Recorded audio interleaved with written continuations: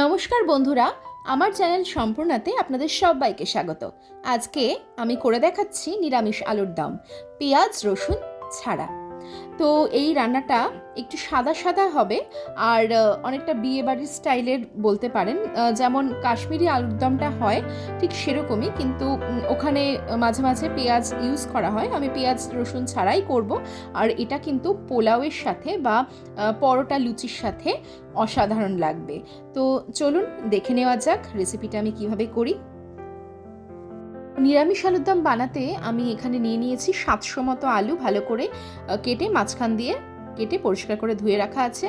আদা, শুকনো লঙ্কা, 4 মগজ, কাজু আছে, এখানে গোটা গরম মশলা, এলাচ, লবঙ্গ আছে, 2টো টমেটো, এটা আছে গোটা জিরে, তেজপাতা, আর এখানে নিয়ে নিয়েছি আমি পোস্ত আছে ওই 50 গ্রাম মতো পোস্ত রয়েছে, আর এখানে রয়েছে ধনেপাতা। এটাকে আমি পরে ইউজ করব, এটা নর্মাল রেখেছি এখানে। তো এই সমস্ত কিছু দিয়েই হয়ে যাবে রান্নাটা। আর স্বাদ মতো তেল, নুন এগুলো তো লাগছেই। আলাদা মশলাগুলোকে আমি একদম রান্নার সময় দেখাবো। মশলাগুলো এখানে প্রেজেন্ট নেই, তবে ওগুলোকে রান্নার সময় দেখাচ্ছি।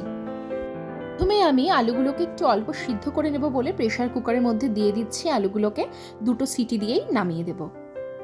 আলুগুলো তাড়াতাড়ি সিদ্ধ হওয়ার জন্য আমি একটু নুন দিয়ে দিচ্ছি। যতক্ষণে আলুটা সিদ্ধ হচ্ছে ততক্ষণে আমি একটা পেস্ট বানিয়ে নেব।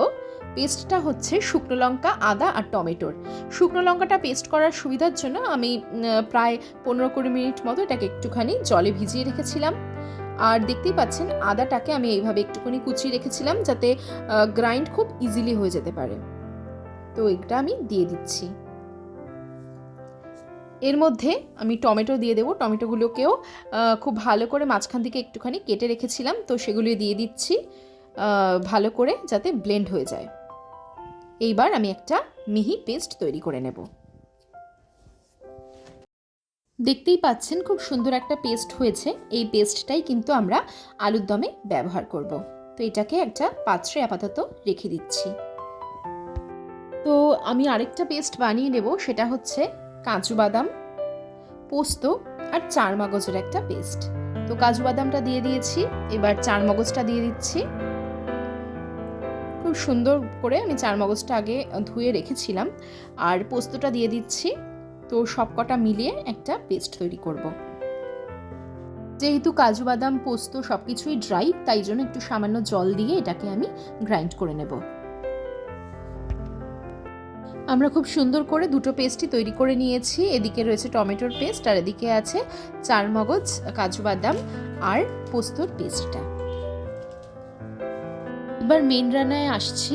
কড়াইটা খুব ভালো করে গরম করতে দিয়েছিলাম। এর মধ্যে আমি 2 টিস্পুন মতো সরষের তেল ঢেলে দিলাম।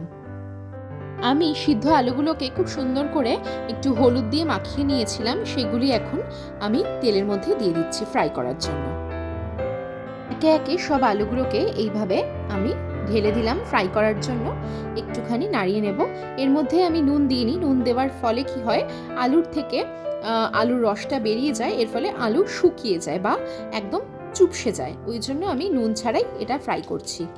আলুগুলো এবার খুব ভালোভাবে ভেজে নিয়েছি। এগুলোকে আমি একটা পাত্রের মধ্যে তুলে রাখছি। দেখুন খুব সুন্দর একটা রং এসছে আলুর মধ্যে। এইবার ওই তেলের মধ্যেই আর একটু সামান্য পরিমাণে আমি তেল অ্যাড করছি। এর মধ্যে আমি দিয়ে দিচ্ছি একটুখানি গোটা গরম মশলা। এর মধ্যে রয়েছে দারচিনি, এলাচ, লবঙ্গ, এগুলি আমি দিয়ে দিচ্ছি।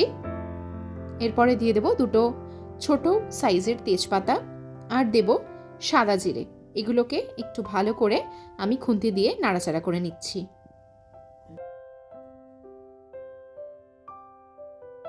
এবার আমি এখানে টমেটো, শুকনো লঙ্কা আর আদা দিয়ে তৈরি করে রাখা পেস্টটা ভালো করে ঢেলে দিচ্ছি। এইভাবে ফুটতে থাকলে আমি খুব সুন্দর করে এটাকে নাড়িয়ে নিচ্ছি। এইবার এর মধ্যে আমি এক এক করে মশলাপাতিগুলো দিয়ে দেব। প্রথমে দিচ্ছি 1 টিস্পুন হলুদ গুঁড়ো। অল্প করে হলুদ গুঁড়ো দিয়েছি, কারণ আলুর মধ্যেও আমি অনেকটা হলুদ গুঁড়ো দিয়ে মেখে রেখেছিলাম। আর এখানে দিচ্ছি একটু জিরে গুঁড়ো 1 টিস্পুন। এবার একটু দিয়ে দেব কাশ্মীরি রেড চিলি পাউডার, এটা একটু কালারের জন্য। এগুলি সমস্ত মিশিয়ে নেব। এর মধ্যে একটু নুন দেব, নুনটা অবশ্যই আপনারা স্বাদ অনুসারে দেবেন। সব মশলাগুলো পড়ে গেছে, এবার খুব ভালো করে আমি মশলাগুলোকে একসাথে মিশিয়ে নিচ্ছি। এইভাবে নাড়াচাড়া করতে থাকব। এবার আমি কাজু বাদাম, চার মগজ আর পোস্ত একসাথে পেস্ট করে রাখার মিশ্রণটা দিয়ে দিচ্ছি। এই মিশ্রণটা কিন্তু এই নিরামিষ আলুর দমের স্বাদটা 10 গুণ বাড়িয়ে দেবে। আমি এবার মশলার বাটির ধোয়া জলটা দিয়ে দিচ্ছি। এরকমই গ্রেভি থাকবে রান্নাটায়, অতিরিক্ত জল আমরা এর মধ্যে দেব না। আর এই জিনিসটা কিন্তু পূজা পার্বণ বা বিভিন্ন অনুষ্ঠানেও করা যায়। মধ্যে একটুখানি চিনি দিয়ে দিচ্ছি, একটু মিষ্টি মিষ্টি হবে এটা। তো চিনি দেওয়ার পর চিনিটাকে খুব ভালো করে মেল্ট হতে দিতে হবে, তাই জন্য আমি ভালো করে একটু নাড়াবো খুন্তি দিয়ে। মোটামুটি ফুটতে থাকছে, আমরা একটু লো ফ্লেমেই রান্নাটা করছি। গ্রেভিটা মোটামুটি ফুটে উঠেছে, আমি মাঝখানে হাই ফ্লেমে দিয়েছিলাম। এইবার ভেজে রাখা আলুগুলো এর মধ্যে অ্যাড করে দেব, আর খুব ভালোভাবে মিক্স করে নিতে হবে, আলুর গায়ে যেন সম্পূর্ণ মশলাটা লেগে যায়। আলুটাতে আরেকটু আমি জল দিয়েছিলাম, তো জল দিয়ে একেবারে একটু লিড চাপা দিয়ে 10 মিনিটের মতো রাখছি। লিডটা খুলে নিচ্ছি আমি 10 মিনিট বাদে, দেখুন ঠিক এরকম লাগছে দেখতে। এই রান্নাটা হতে কিন্তু বেশি সময় লাগে না। এর মধ্যে আমি দিয়ে দিচ্ছি একটু শাহি গরম মশলা গুঁড়ো, যা কিন্তু স্বাদটাকে অতুলনীয় করে দেয়। তো এই রান্নাটার মধ্যে আমি লাস্টে একটুখানি ধনেপাতা দিচ্ছি। ধনেপাতাটা অপশনাল, আপনারা দিতেও পারেন নাও দিতে পারেন, কিন্তু এটা আমি ধনেপাতার ফ্রেগ্রেন্সের জন্য অ্যাড করছি।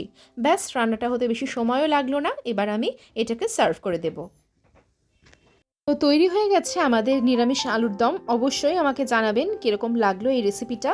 আমি মূলত এখন তো শীতকাল, তাই জন্য শীতকালে এই ধরনের গরম গরম আলুর তরকারি, আলুর দম খুব ভালো লাগে লুচি, রুটি, পরোটার সাথে, তাই জন্য এটা আমি আপনাদেরকে আজকে দেখালাম। আমার চ্যানেল সম্পূর্ণাকে অবশ্যই সাবস্ক্রাইব করে পাশে থাকবেন। আমার প্রত্যেকটা কন্টেন্ট আপনাদের অবশ্যই ভালো লাগবে আশা রাখি। আর অবশ্যই কমেন্ট বক্সে জানাবেন কমেন্ট করে আজকের রান্নাটা কেমন লাগলো। তাহলে children's take care, tata, good bye. আর সবাই ভালো থাকবেন, সুস্থ থাকবেন আর ভালো খেতে থাকবেন।